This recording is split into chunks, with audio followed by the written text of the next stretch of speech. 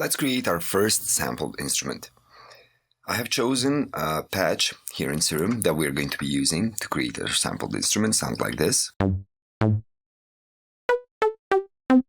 What I would like to do is actually record not just one note that we're going to use, but a couple of notes that we're going to use for our sampled instrument. If you remember the story, some of them have a note for each one of the notes on the keyboard. Some of them have one note that stretches over a whole octave. So let's try that method, using one note for an entire octave. I'm going to try to search for the lowest note that's going to work for us. The lowest C note.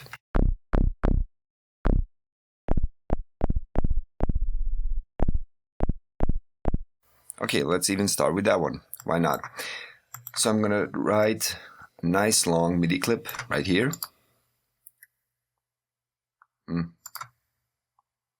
You have to actually click in the upper part of this selection to insert a MIDI clip, or you can click that Control-Shift-M to get that done. Now I'm going to enter that, and I'm going to start from this C note. Let's see which one. C-1, so that octave. So let's try that.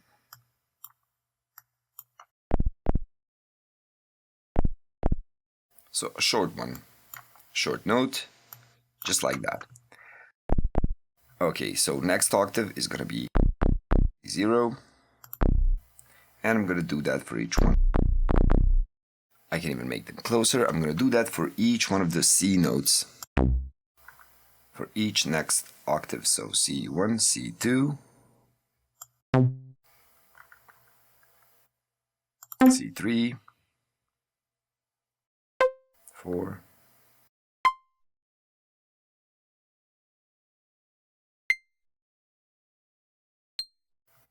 we can make this C7 our last one, but just for fun, let's do the C8.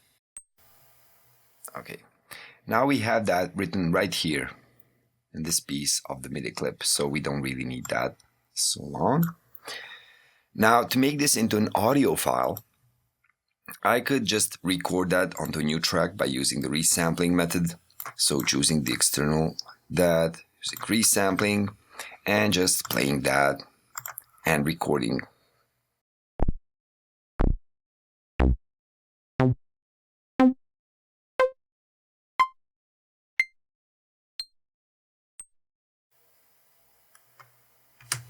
That's it. That's recorded. Now I have that as audio. Of course, there is also an easier way to do that. I can freeze this track, right-click on the channel, and go freeze. Now that it's frozen, I can right-click again and say flatten, and I have the same thing, as you can see. So I can use either one of those.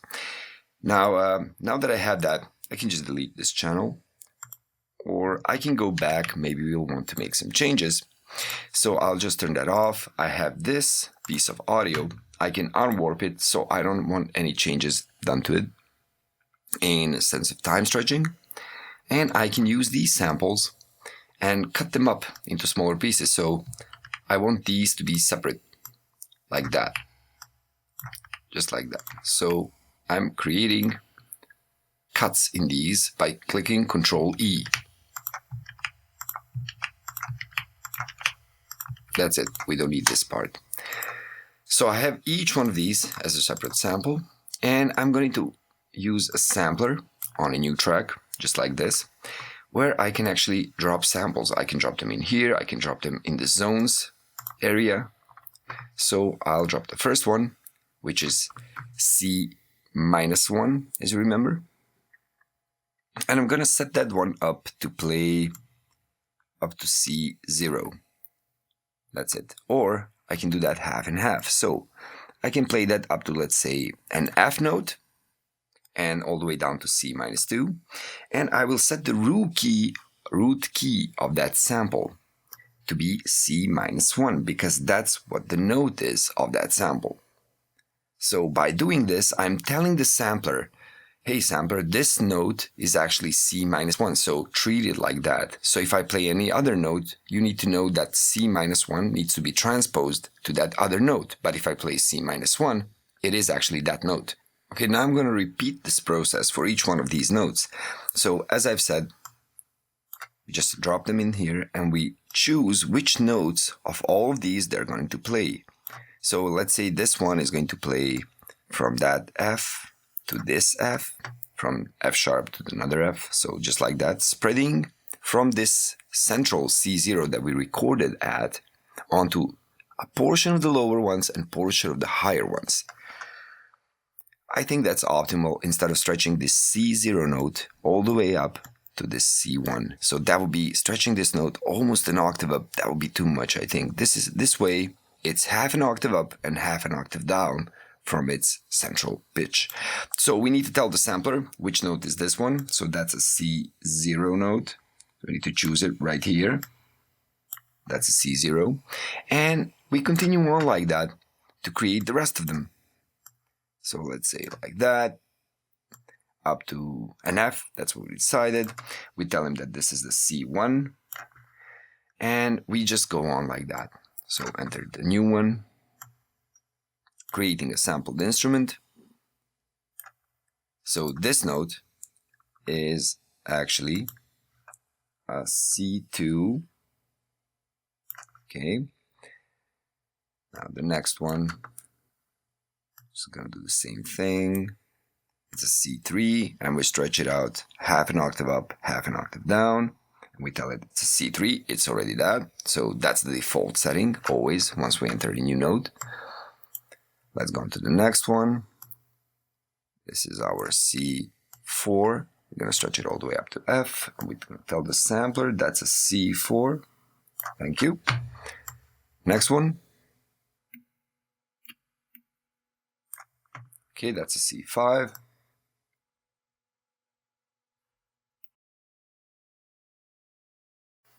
Next one. This is a C6. It's going to stretch out around the C6 note, half an octave up, half an octave down. I'm going to tell the sampler which note that is. It's a C6 note. And you can see by this logic, I could have recorded F notes and just told the sampler it's an F note and stretch it around the F note, an octave down, an octave up. So it doesn't really matter. Only thing is your decision of what sounds better for the sampled instrument. Now we're going to see how this is going to sound in the end, of course. But for now, let's try with what we have recorded, of course. And a C8. Let's tell it it's a C8. Nice. Now that is done. So let's try this sampled instrument. I'm going to play it.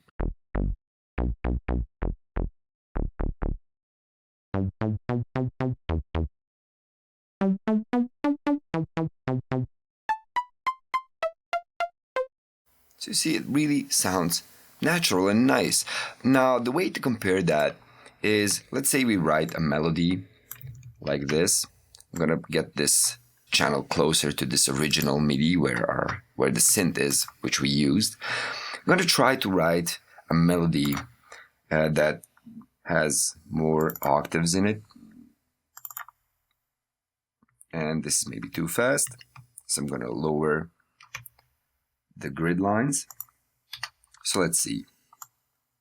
This note, and let's say an octave up. So that's going to play the next sampler key, and then this one, and this one. Then let's go all the way down to the A, and here, and again up, and again down. And I think this is going to be maybe too fast for us to decide whatever. So I'm going to Control A, select all of these, and go ×2. And this is going to make that MIDI melody twice longer, the entire MIDI clip. So let's see what happens. What does this sound like on our sampler? Sorry, solo this. And what about the synthesizer? So it's just louder. We can remedy that, so we can compare. So, nice. I'm going to copy this MIDI right here, and I'm going to loop these two so we can compare one after another.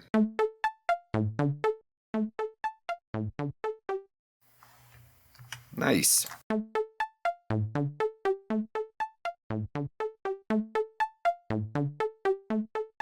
There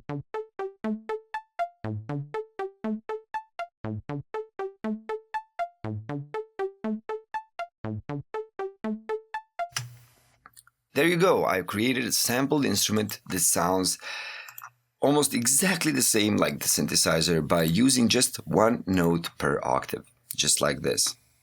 Now for some instruments you might need even less than a note per octave. You can use even one note per 3 octaves, or for some instruments you might need more, like one note per 3 notes. So 3 notes per octave, more than just one, because it's more sensitive. Let's say like a physical instrument like a piano, you would actually need maybe one note per each key of the keyboard, because sometimes in physical instruments it's easier to spot the unnatural feeling to it from that note being played faster or slower.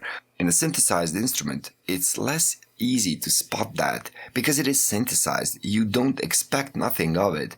You expect to hear, to get to know what it sounds like. It's not like you know what it sounds like a piano or a guitar, but you actually want to hear it and you're trying to learn it. So your brain doesn't really get that much of a difference of, is it really synthetic or does that look fake or not? So with synthesizers, it's much easier to create sampled instruments. But with physical instruments, it's harder and you have to record many more notes.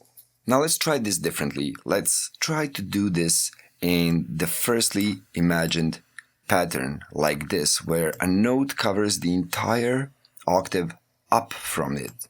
So from C1 to almost C2, I'm going to show you why that might sound unnatural tiny bit. So I'm going to move these. So the original note starts here, but it stretches all the way up to almost the next one.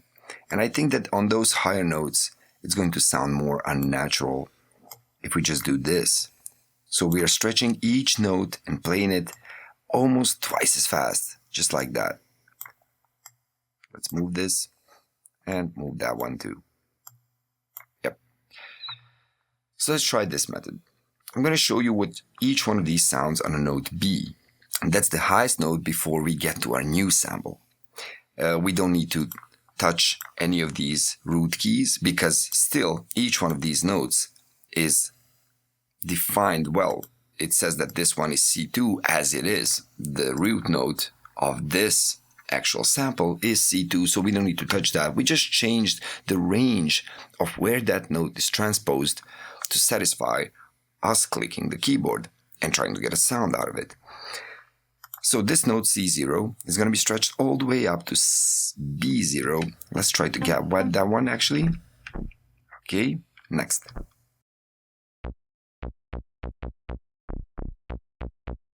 So you see, it gets really short. Next one. See, this is a bit longer. The note sounds a bit longer. But when I play it really high,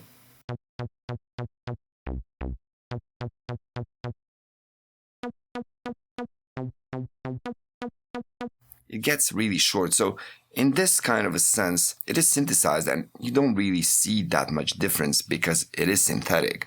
It's not natural, so that you could recognize that something sounds unnatural, but still, it does sound nicer if we don't stretch that note out all the way an octave up. That means that it's almost being played twice as fast. So that first scenario I showed you, where we record the note and we stretch it half an octave up, half an octave down, is much more optimal. So I would always prefer to do that, to actually do this and have each note cover half an octave up, half an octave down, and it's never stretched too thin for the speed of playback. Because as we said, samplers create different notes out of audio by playing them faster or slower. Now this is how you create a sampled instrument within Ableton's sampler. Okay, so you've seen how easy it was to create that sampled instrument within the sampler of Ableton. Now let's create a sampled instrument in Kontakt. So let's say in another sampler, just like this one. So what I'm going to do first is I already wrote the notes for a synth like this. Every note of C, so C minus 2, C minus 1, C0, all the way upwards, up the keyboard, scale. So what I'm going to do, I'm going to choose a sound for Serum, let's say a plucked sound of some sort.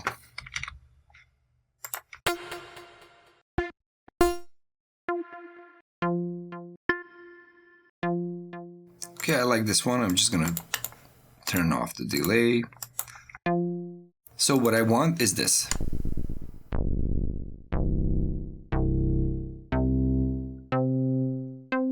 So that recording, I want that in audio. So I'm just gonna record it right here. I chose resampling for this channel.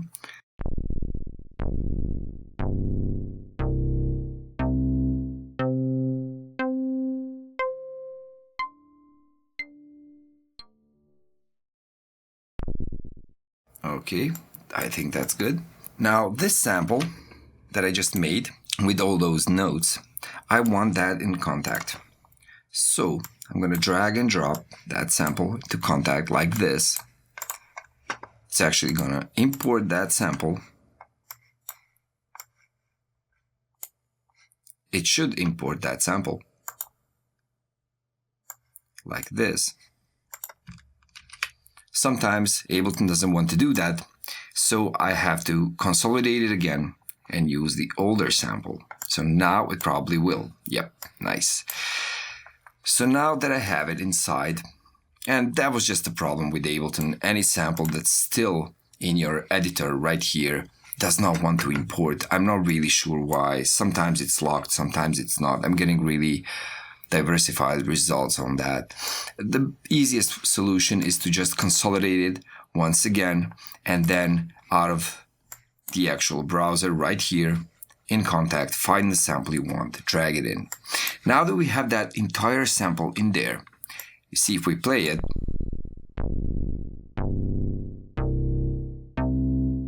so we have all of those samples in there. Now the easier way to do all of this is just to impose a grid on this sample right here in the same BPM of 120.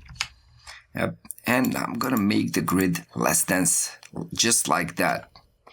See that? Now that this is done, I can go to Sync Slice, and when clicking Drag MIDI to Host, just like that, no. What Kontakt is going to do for me is gonna slice these up into single samples. You see that? Click the next one, it's just this one. Click the next one, just like that. Now I can delete the original one, it has no zones, and I can rearrange these so that I have this first C -2 up to, let's say, this F right there. Now this C is gonna be all the way from F sharp to the next F, and so on and so forth. So just like that. Yep. It's gonna do this and speed up the video a bit.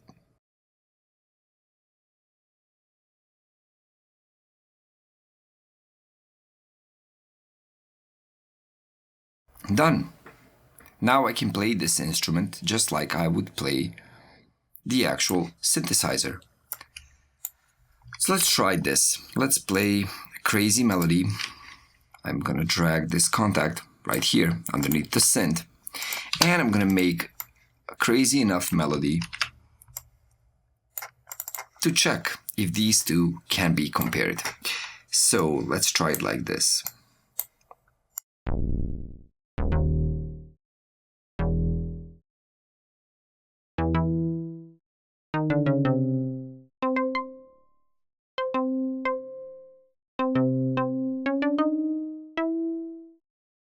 So let's see what that sounds like in one and then in the other.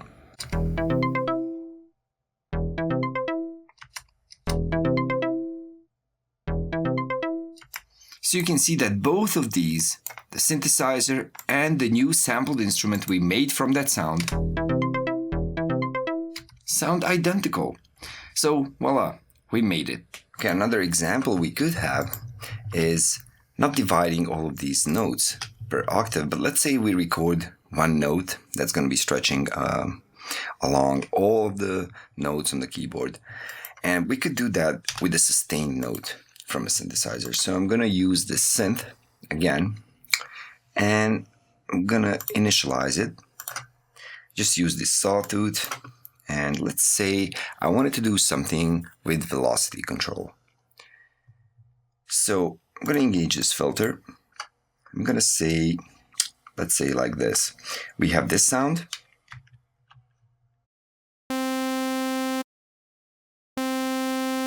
Okay, so that's the sound. Let's say even a higher one.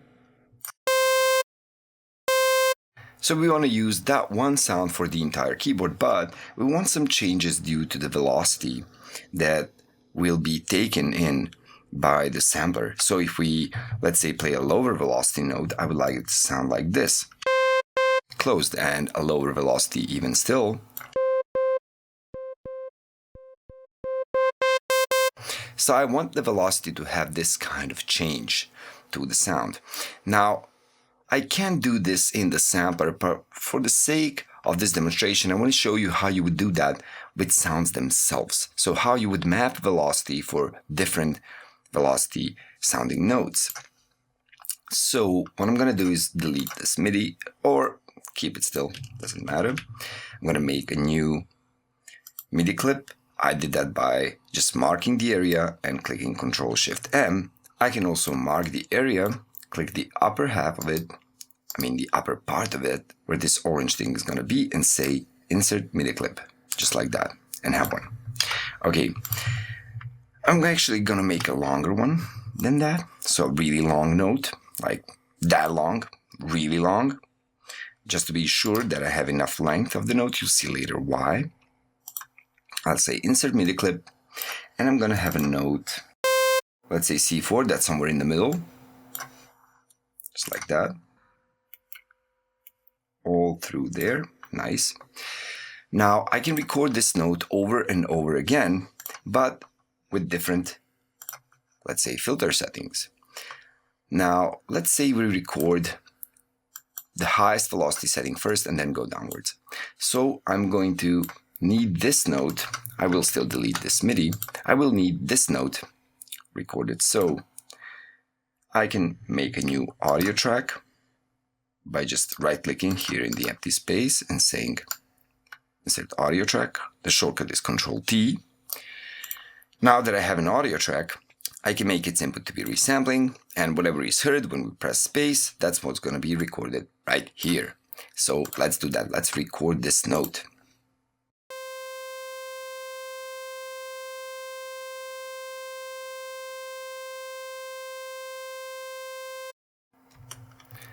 Okay, now that's done. So let's make a different setting. I can make yet another audio track, or I can just move this down the line. Let's say just like that. But for organization value, let's just make another audio track, Ctrl-T. Now I have it. I'm gonna use that one also to resample, like that. Record onto it.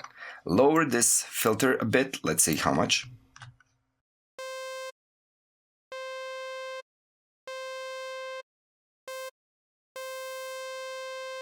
Okay, that's enough. So I'm going to record that now.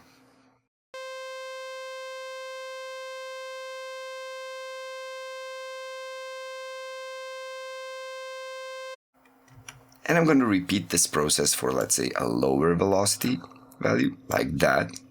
So a lower filter value for the lower velocity that we're going to need. Another audio track. I'm going to use resampling on it too.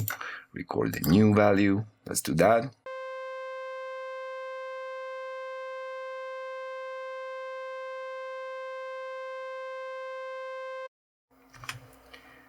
Okay, now again, I need a new audio track, resampling, recording.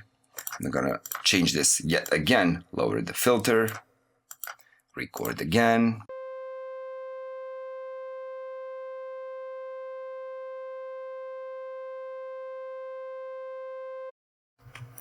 And I'll do that one more time. So let's say another audio track, engage resampling, record, and put the cursor right there at the beginning of the note. I'm going to lower the filter value again and record that once more.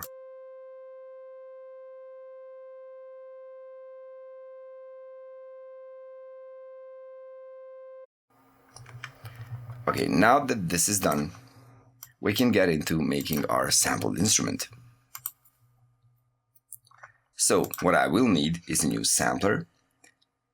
We will use the native Ableton sampler. So a sampler right there into the empty space. It will create a new MIDI track for us. It will have the sampler right there.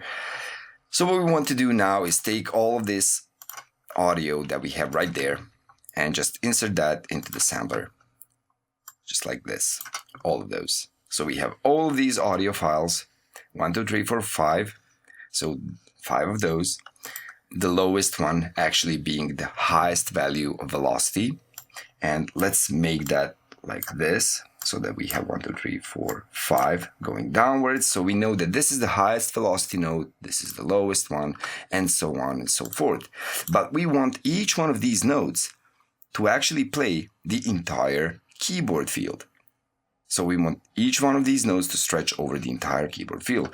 The root note for these is not going to be C3, but C4. So I need to set that up.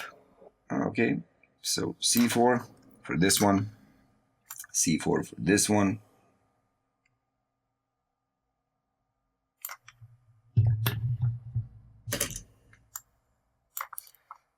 And I'll do that for the rest of them. So I'm effectively telling the sampler what is the root note of each one of these.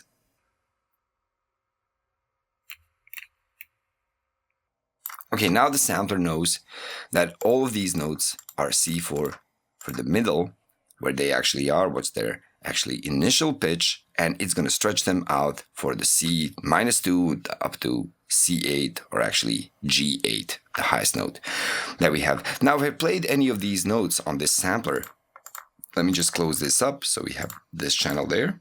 If I played any of the notes, it would play all of these at the same time. That would be really loud. So let's just try it. So as you can hear, we can hear all of these at the same time. So you see, as I turn them off, it's lowering the volume. So we essentially have the same thing playing, but with different filter values. Now I want to map these out based on velocity. I click right there. So at 0 velocity, you see nothing plays. Okay, but we want at the highest velocities to have only this upper one playing. So we can shorten this range.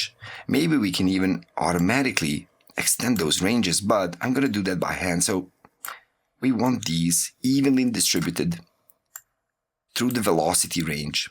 Let's say from here to there, and then the next one here to there, and then let's say the next one here, here, and then we have the lower one.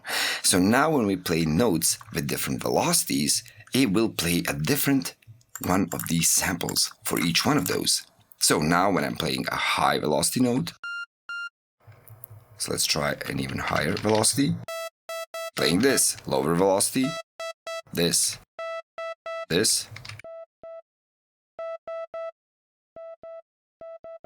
So actually we can, by playing harder or softer on the keyboard, we can actually play different one of these samples and give some expression to that keyboard.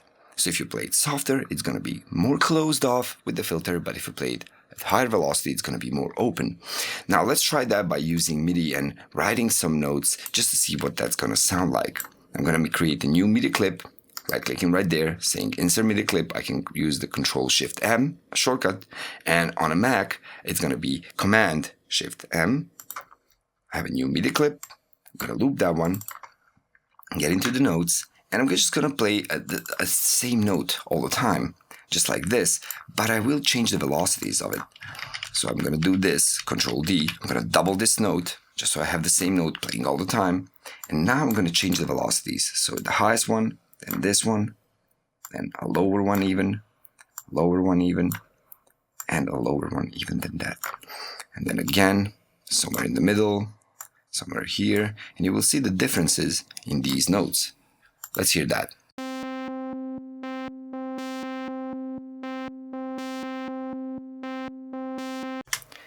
So there you go.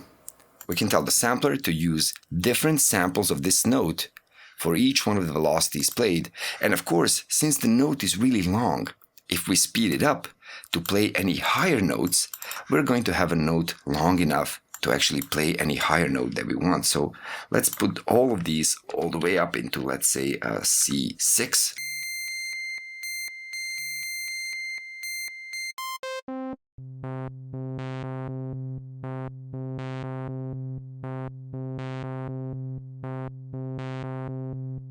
As you see, it sounds pretty nice because it's a long sustained note. It doesn't have any attack, doesn't have any transient characteristics. It's always the same. It's a repetitive waveform sound. So we can actually create the entire instrument by just recording one long note out of that synthesizer.